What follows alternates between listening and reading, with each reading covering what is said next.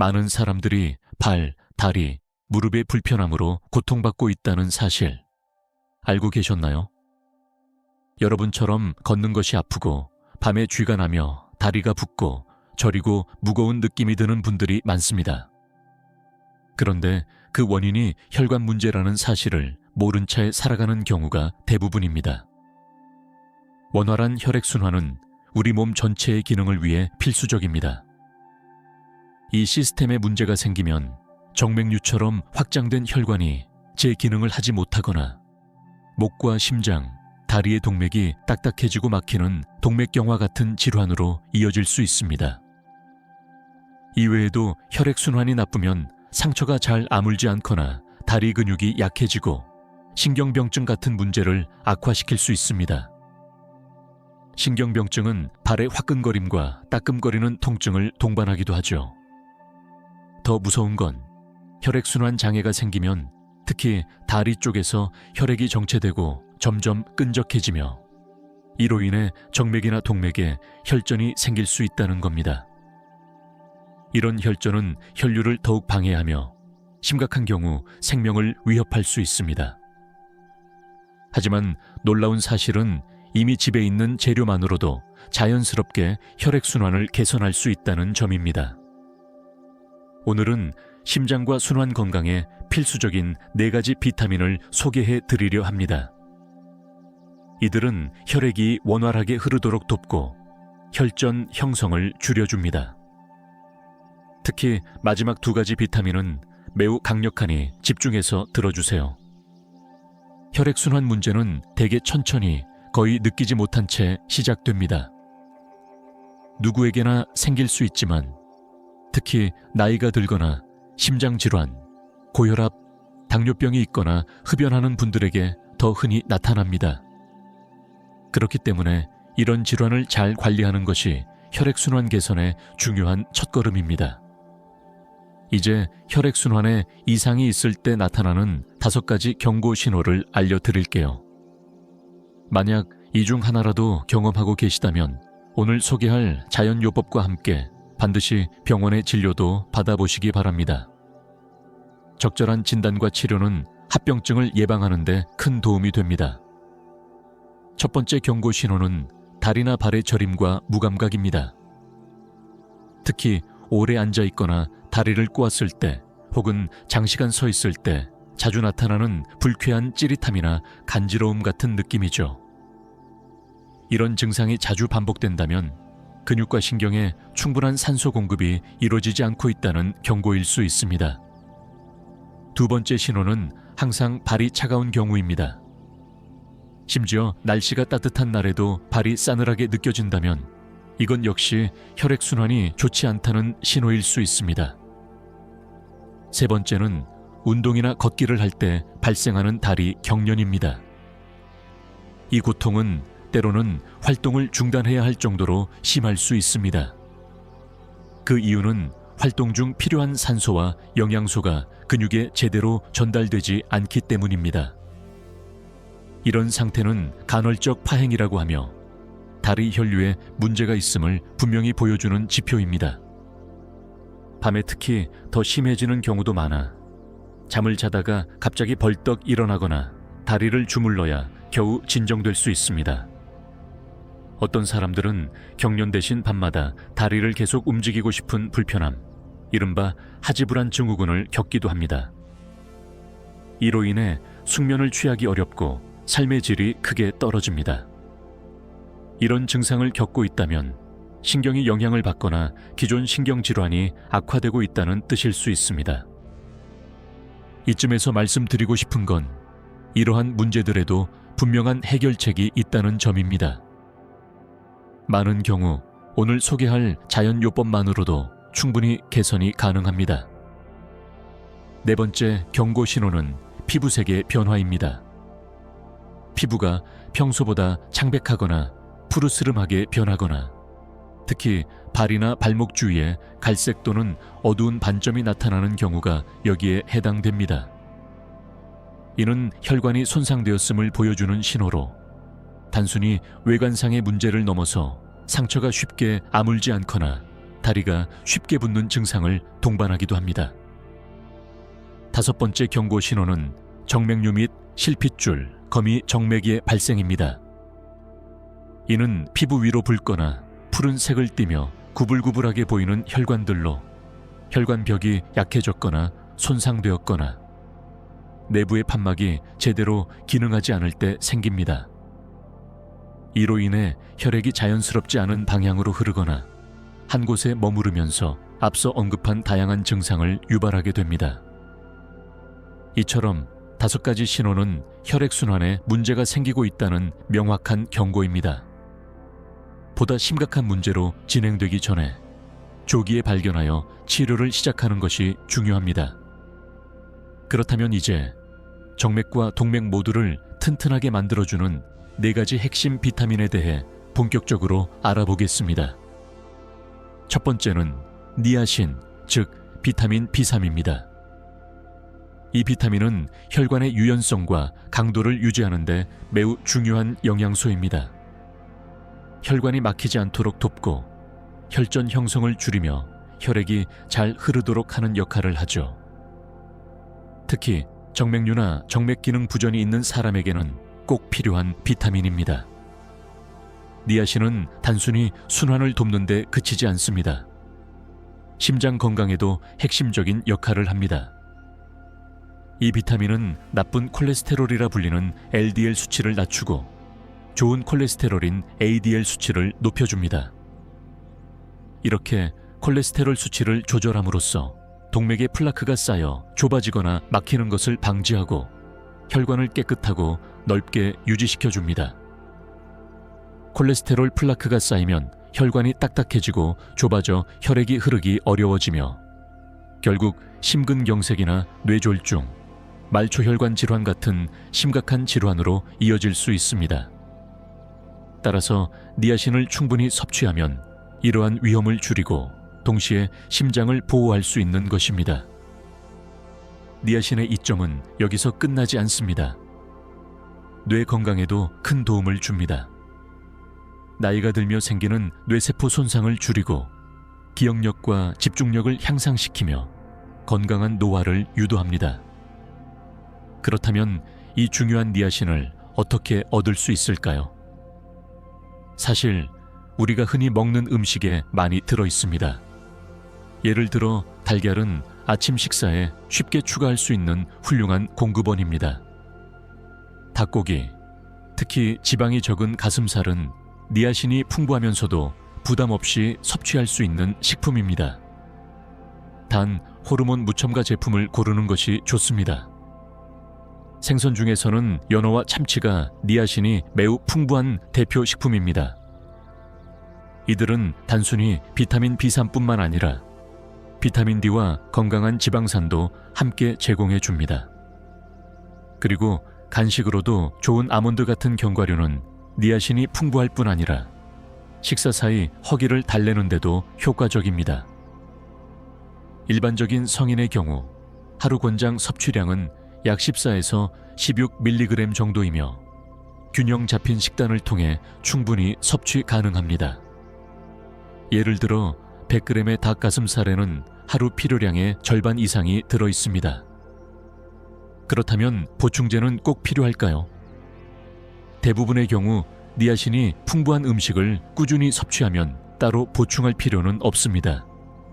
다만 영양결핍이나 만성 음주, 흡수장애가 있는 장질환이 있는 경우엔 의사의 판단에 따라 보충제를 사용할 수도 있습니다. 하지만 중요한 점이 있습니다. 니아신을 과도하게 보충제로 섭취할 경우 이른바 니아신 플러시라 불리는 반응이 나타날 수 있습니다. 이는 피부가 붉어지고 뜨겁거나 가렵게 느껴지는 현상으로 일반적으로 위험하진 않지만 매우 불쾌할 수 있습니다. 지금까지가 첫 번째 비타민에 대한 이야기입니다. 이제 두 번째로 중요한 비타민 C에 대해 알려드리겠습니다. 계속할까요? 두 번째로 소개할 비타민은 비타민 C, 즉 아스코르빈산으로도 알려져 있는 강력한 항산화 비타민입니다. 이 비타민은 혈관 건강에 직접적인 영향을 미칩니다. 혈관벽을 강화하고 유연성과 탄력을 유지시켜 줌으로써 혈액이 흐르는 통로를 튼튼하게 지켜주는 역할을 하죠. 나이가 들며 생길 수 있는 손상에도 강하게 저항할 수 있도록 도와줍니다. 뿐만 아니라 비타민C는 콜라겐 생성을 촉진하는 데 중요한 역할을 합니다. 콜라겐은 동맥과 정맥의 벽을 지지해주는 자연적인 구조물과 같은 단백질입니다. 콜라겐이 충분하고 건강한 상태일수록 혈관벽은 더 강하고 유연해지며 정맥류나 기타 순환기 문제의 위험도 낮아집니다. 이러한 효과는 특히 다리에서 더욱 중요합니다. 다리 쪽 혈관은 중력의 영향과 심장에서 멀리 떨어진 위치 때문에 더 큰 압력을 받기 때문이죠. 그래서 비타민C가 충분히 공급되면 다리와 발의 혈액순환이 개선되고 해당 부위의 염증도 줄어드는 효과가 있습니다. 이는 특히 하지불안증 후군을 앓는 사람이나 하루 종일 서서 일한 후 다리가 무겁고 피로한 느낌이 드는 분들에게 큰 도움이 됩니다. 그렇다면 이렇게 중요한 비타민C는 어디에서 얻을 수 있을까요? 감사하게도 비타민C는 우리가 쉽게 접할 수 있는 다양한 신선한 과일과 채소에 풍부하게 들어있습니다. 대표적인 것이 오렌지, 레몬 같은 감귤류이며 키위나 딸기 또한 비타민C 함량이 높은 과일입니다. 중요한 점은 가능한 한 신선한 상태로 섭취하는 것입니다. 이 비타민은 공기나 빛에 닿으면 빠르게 파괴되기 때문에 과일을 미리 잘라두고 보관하는 것은 효과를 떨어뜨릴 수 있습니다. 많은 사람들이 잘 모르지만 실제로는 구아바 한 개가 오렌지보다 더 많은 비타민C를 함유하고 있습니다. 또 브로콜리, 빨간 피망, 시금치 같은 채소들도 훌륭한 공급원입니다. 주의할 점도 있습니다. 비타민C 보충제는 시중에서 쉽게 구할 수 있지만 하루 섭취량이 2000mg을 초과하지 않도록 주의해야 합니다. 과도한 섭취는 소화기 불편을 유발하거나 신장 결석의 위험을 높일 수 있기 때문입니다. 따라서 가장 좋은 방법은 자연 그대로의 식품을 통해 비타민C를 섭취하는 것입니다. 이는 안전하고 효과적인 방법이며 흡수율도 더 좋습니다. 보충제는 꼭 필요한 경우, 예를 들어 의사의 권고가 있는 경우에만 사용하는 것이 바람직합니다. 이제 우리는 니아신과 비타민C가 혈액순환에 얼마나 중요한지 잘 이해하게 되었습니다. 다음으로는 또 하나의 핵심 비타민 K에 대해 말씀드리겠습니다. 이 비타민은 혈액순환계를 보호하고 혈전 생성을 막으며 혈액이 손끝과 발끝까지 원활하게 흐르도록 도와줍니다. 비타민 K의 주요 기능은 혈액 응고를 적절하게 조절하는 것입니다. 이는 출혈을 방지함과 동시에 위험한 혈전이 생기는 것을 막아주는 중요한 작용입니다. 게다가 비타민 K는 칼슘이 동맥벽에 쌓이는 것을 막아주는 역할도 합니다. 칼슘이 혈관벽에 침착되면 동맥이 딱딱해지고 동맥경화가 진행되기 쉬운데 비타민 K는 이를 방지함으로써 혈류를 유지하고 심장마비나 뇌졸중과 같은 심각한 질환의 위험도 줄여줍니다. 이처럼 중요한 비타민 K는 어떻게 섭취해야 할까요? 그 해답은 녹색 잎채소에 있습니다. 브로콜리, 시금치, 케일, 컬리플라워의 일종은 비타민 K의 풍부한 공급원이며 항산화 물질과 항염작용을 하는 성분도 함께 포함되어 있어 세포 전체를 보호합니다. 이들 채소는 식이섬유도 풍부하여 장 건강에도 이롭습니다. 또한 키위에도 비타민 K가 들어있어 일상 식단에 쉽게 포함시킬 수 있습니다. 매일 아침 비타민 K가 풍부한 녹즙을 만들어 마시는 것을 추천드립니다.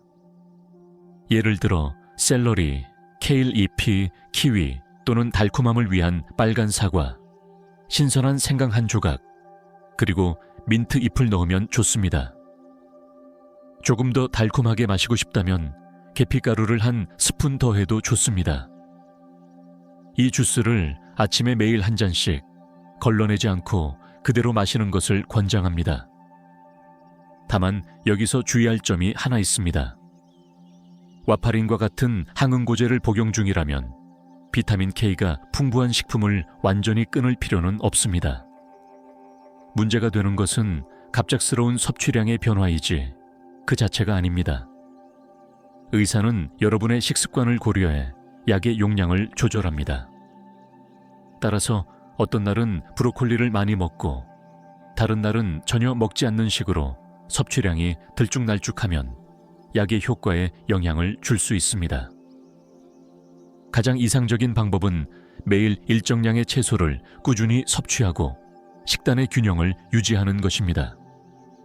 만약 채소 섭취량을 늘리거나 줄이고 싶다면 반드시 의사와 상의하여 약의 용량을 조정받으시기 바랍니다. 이제 마지막으로 혈액순환 건강에 가장 강력한 비타민 중 하나인 비타민 E에 대해 이야기해 보겠습니다. 계속할까요?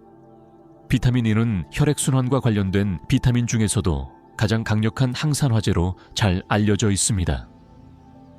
이 비타민은 우리 몸의 세포를 일상적인 손상으로부터 보호하며 특히 혈관벽을 산화로부터 지켜주는 데 큰 역할을 합니다. 좀 더 쉽게 설명해 볼게요. 우리의 혈관을 수도관이라고 생각해 보세요. 시간이 지남에 따라 물때나 녹이 새울 수 있듯이 혈관도 노화와 함께 점점 약해지고 손상되기 쉬워집니다. 이때 몸속에 존재하는 활성산소, 즉 자유라디칼이라는 작은 해로운 입자들이 혈관벽을 산화시키고 손상시킬 수 있습니다. 바로 이때 비타민 E가 보호막처럼 작용합니다. 비타민 E는 이러한 자유라디칼로부터 혈관을 지켜줌으로써 동맥과 정맥이 항상 강하고 유연한 상태를 유지하도록 돕습니다. 덕분에 혈액이 원활하게 흐르고 심장과 뇌, 다리의 건강을 동시에 지킬 수 있는 것이죠. 비타민 E는 또한 혈전 형성을 예방하는 데 중요한 역할을 합니다. 혈류 내에 혈전이 생기면 이는 혈관을 막거나 순환을 방해할 수 있는데 비타민 E는 이 과정을 억제해 주어 혈액이 부드럽게 흐르도록 도와줍니다. 여기서 끝이 아닙니다. 비타민 E는 산화질소의 생성을 자극하는 역할도 합니다. 산화질소는 혈관을 이완시키고 넓히는 데 중요한 물질로 이 과정을 혈관 확장 바소다일레이션이라고 부릅니다. 혈관이 넓어지면 혈압이 낮아지고 심장은 더욱 효율적으로 혈액을 내보낼 수 있게 됩니다. 이는 곧 심혈관계의 전반적인 부담을 줄이는 데 큰 도움이 됩니다. 그렇다면 비타민 E는 어떤 음식에 들어있을까요? 대표적인 식품은 유정란의 노른자입니다. 특히 자연 방목된 닭의 달걀은 비타민 E가 풍부하죠. 또한 아몬드, 호박씨, 해바라기씨 같은 씨앗류에도 많이 들어있으며 시금치나 브로콜리 같은 녹색 채소도 좋은 공급원이 됩니다. 그리고 많은 사람들이 간과하지만 아보카도 역시 훌륭한 비타민 E의 공급원입니다. 특히 껍질에 가까운 짙은 녹색 부분은 비타민 E가 더욱 풍부하게 들어있으므로 섭취 시 이 부분까지 남김없이 드시는 것이 좋습니다. 마지막으로 엑스트라 버진 올리브 오일도 주목해야 합니다. 이 오일은 좋은 지방산 외에도 비타민 E를 풍부하게 함유하고 있어 혈관 건강에 아주 훌륭한 천연 보조제가 됩니다. 그렇다면 보충제는 필요할까요? 일반적으로는 음식으로 충분히 섭취할 수 있기 때문에 별도로 보충제를 복용할 필요는 없습니다. 하지만 특정 질환이나 흡수장애가 있는 경우 혹은 비타민 E 결핍이 확인된 경우에는 의사의 지시에 따라 보충제를 복용할 수 있습니다. 그러나 중요한 경고가 하나 있습니다. 비타민 E 보충제를 고용량으로 섭취할 경우 출혈의 위험이 증가할 수 있습니다. 특히 항근고제나 아스피린 등을 함께 복용하는 분들은 주의가 필요합니다. 따라서 자가 판단으로 보충제를 고용량으로 복용하는 것은 위험할 수 있습니다. 반면 아몬드 한 줌, 약 30g 정도, 만으로도 하루 권장 섭취량의 절반 가까이를 충족할 수 있습니다. 여기에 녹색 채소와 건강한 식물성 기름을 식단에 꾸준히 포함시킨다면 따로 보충제를 복용하지 않더라도 비타민 E를 충분히 섭취할 수 있습니다. 결론적으로 오늘 말씀드린 비타민 B, 삼리아신, 비타민 C, 비타민 K, 그리고 비타민 E은 단순히 영양소 그 이상입니다. 이들은 혈관을 보호하고 혈액이 온몸을 잘 순환하도록 돕는 건강한 삶을 위한 중요한 도구입니다. 특히 나이가 들면서 발생할 수 있는 여러 순환 문제들을 예방하거나 개선하고 싶다면 오늘 소개한 내용을 실천에 옮겨보시기 바랍니다. 약이 아닌 음식으로 자연이 준 방법으로 우리 몸을 돌보는 것, 그것이 진정한 건강의 시작입니다.